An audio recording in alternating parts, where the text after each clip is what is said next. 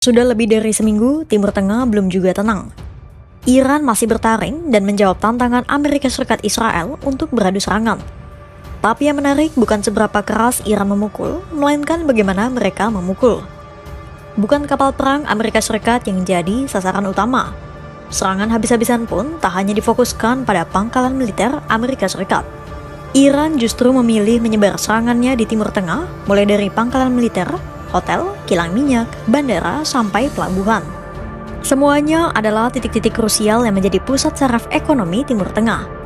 Tapi, ini bukanlah reaksi spontan atau impulsif dari negara yang baru kehilangan pemimpinnya. Serangan sporadis Iran ini memang warisan strategi dari Ayatollah Ali Khamenei. Sebuah strategi yang memang dirancang saat Iran menghadapi skenario terburuk, termasuk saat Khamenei tewas. Dasarnya sederhana, kalau Khamenei terbunuh, perang harus tetap berjalan, tersistem, dan menyakitkan. Dan terbukti, bahkan tanpa Khamenei, Iran bergerak seakan masih ada yang mengomandoi. Inilah perang regional ala Iran, warisan Ayatollah Ali Khamenei.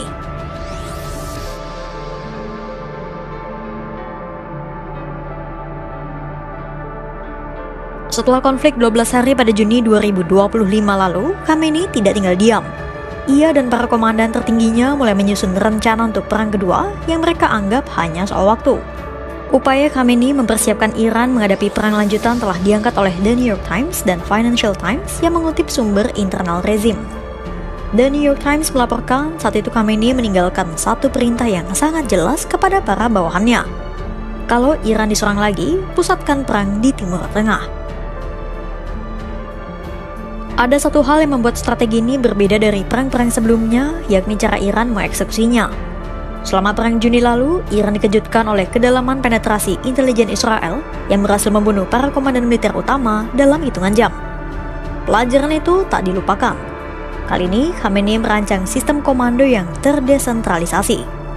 Setiap unit militer sudah memegang instruksi umum dan tahu persis apa yang harus dilakukan, bahkan tanpa menunggu perintah dari atas. Strategi ini bukan barang baru dan dikenal juga dengan nama Mosaic Defense. Hasilnya terlihat jelas. Walaupun Khamenei dan sekitar setengah lusin pejabat tinggi militer dan intelijen Iran tewas dalam serangan pembuka, mesin perang Iran tidak berhenti. Ahli militer dan sejarah Iran dari Universitas George Washington, Sina Azodi menyebut, ini bukan kebetulan. Melainkan strategi itu jadi rencana terstruktur yang bertujuan menimbulkan kerugian sebanyak mungkin pada sekutu Amerika Serikat di kawasan Teluk.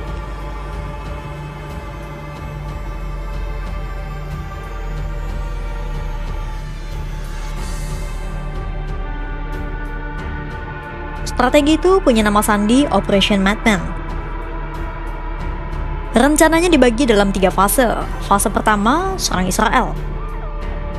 Fase kedua, serang pangkalan militer Amerika Serikat. Fase ketiga, serang lokasi strategis ekonomi di negara-negara Teluk seperti bandara, hotel, dan kedutaan tempat warga Amerika Serikat.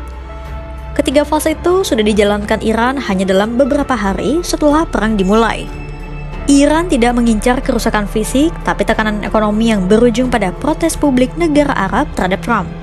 Terutama usai harga minyak dunia melambung dan distribusi terganggu akibat gangguan di Selat Hormuz. Dan dampaknya mulai dirasakan dunia, bahkan terasa juga sampai ke pompa bensin di California. Di Los Angeles, harga bensin melonjak 17,5 sampai 17,7 sen dalam satu hari. Sebuah kenaikan tertajam dalam lebih dari satu dekade.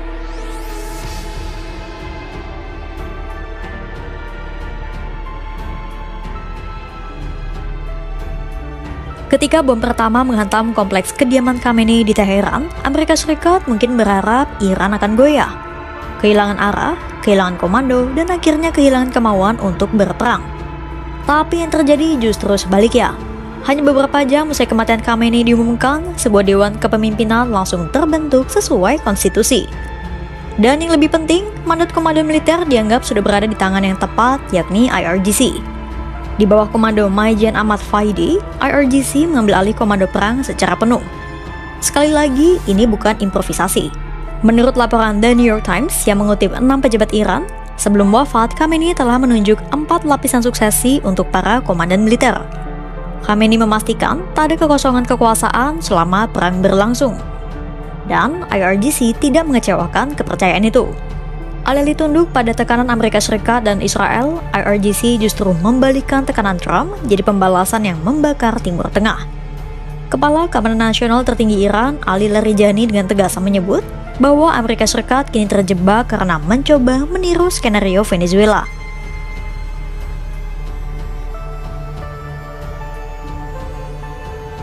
Pernyataan Larijani itu bukan sekadar gertakan, karena juru bicara IRGC, Ali Muhammad Naini memastikan pasukan Iran masih memiliki nafas panjang untuk berperang secara intensif, setidaknya selama 6 bulan ke depan. Apalagi Naini mengatakan sejauh ini Iran belum mengeluarkan senjata-senjata pamungkasnya, yakni rudal-rudal jarak jauh yang lebih canggih.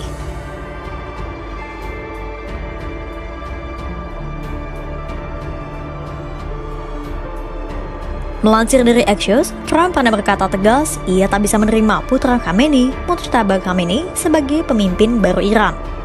Tapi Iran tidak meminta izin Amerika Serikat.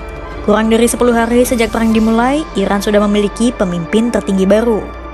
Majelis Ahli memilih Mojtaba Khamenei, putra kedua Ayatollah Ali Khamenei, untuk mengisi kekosongan yang ditinggalkan ayahnya. Sebuah langkah yang sekaligus menjadi tamparan telak bagi ambisi Trump, yang hingga kini masih meraba-raba cara menentukan siapa yang seharusnya memimpin Iran. Suksesi kepemimpinan yang diemban Mojtaba bukan kabar baik bagi Amerika Serikat. Karena Mojtaba bukan figur asing di lingkaran kekuasaan Iran, walau wajahnya jarang muncul di publik.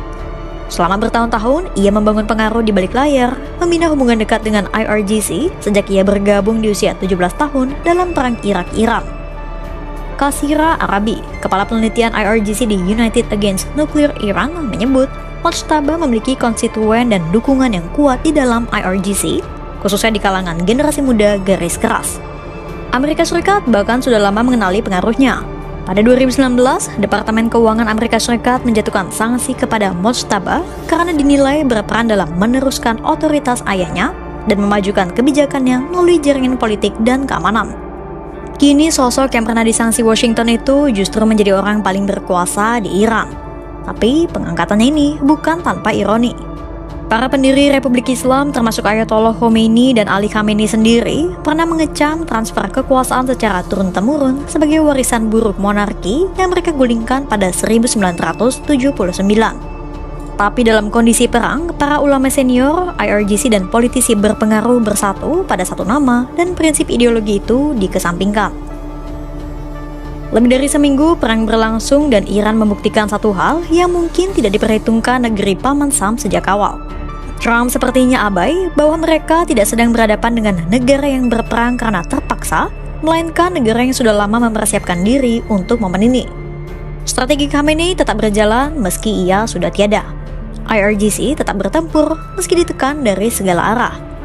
Dan pemimpin baru yang dipilih Iran adalah sosok yang justru paling tidak diinginkan Trump. Satu persatu, setiap langkah yang diambil Iran sejauh ini bukan kebetulan, tapi bagian dari cetak biru yang sudah disiapkan jauh sebelum perang dimulai. Download Tribun X sekarang, menghadirkan lokal menjadi Indonesia.